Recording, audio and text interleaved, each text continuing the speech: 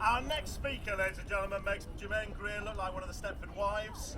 She led the fight for votes for women, supported direct action and was imprisoned numerous times. She is the legendary Emmeline Pankhurst, ladies and gentlemen.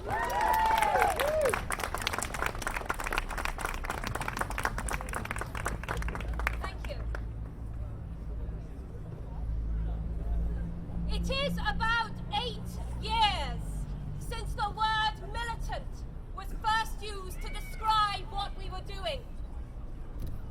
It was not militant at all, except that it provoked militancy on the part of those who were opposed to it. When women asked questions in political meetings, they were not doing anything militant. In Great Britain, it is a custom, a time-honoured one, to ask questions of candidates for Parliament and ask questions of members of the government. No man was ever put out of a public meeting for asking a question. The first people who were put out of a political meeting for asking questions were women. They were brutally ill-used. They found themselves in jail before 24 hours had expired. We were called militant, and we were quite willing to accept the name. We were determined to press this question of the enfranchisement of women to the point where we were no longer to be ignored by the politicians. You have 2 babies, very hungry and wanting to be fed. One baby is a patient baby and waits indefinitely until its mother is ready to feed it. The other baby is an impatient baby and cries lustily, screams and kicks and makes everybody unpleasant until it is fed. Well, we know perfectly well which baby is attended to first. That is the whole history of politics. You have to make more noise than anybody else. You have to be more obtrusive than anybody else. You have to fill all the papers more than anybody else. In fact, you have to be there all the time and see that they do not snow you under.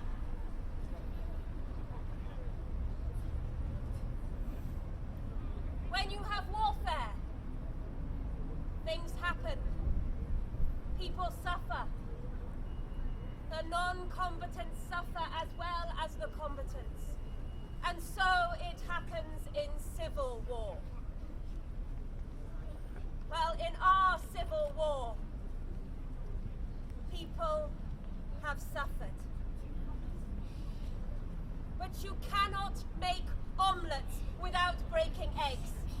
You cannot have civil war without damage to something. The great thing is to see that no more damage is done than is absolutely necessary.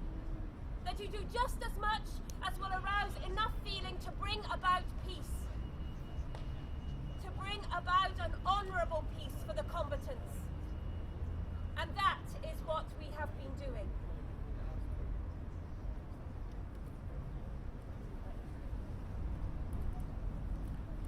If you are dealing with an industrial revolution, if the men and women of one class rise up against the men and women of another class, you can locate that difficulty. If there is a great industrial strike, you know exactly where the warfare is and how the warfare is going to be waged. But in our war against the government, you can't locate it. We wear no mark. We belong to every class.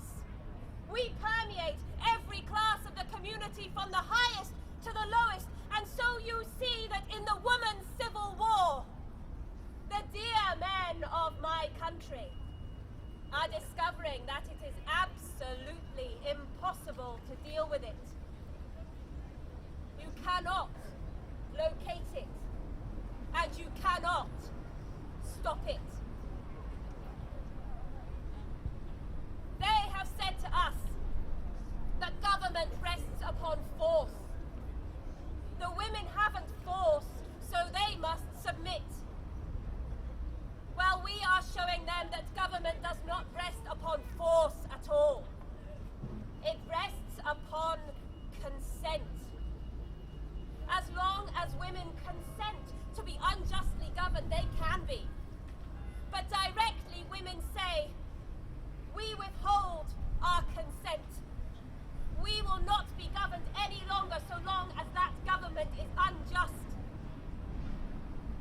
Not by the forces of civil war can you govern the very weakest woman.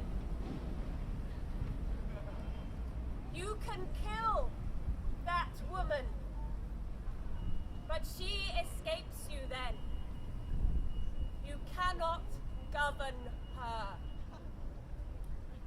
No power on earth can govern a human being, however feeble, who withholds his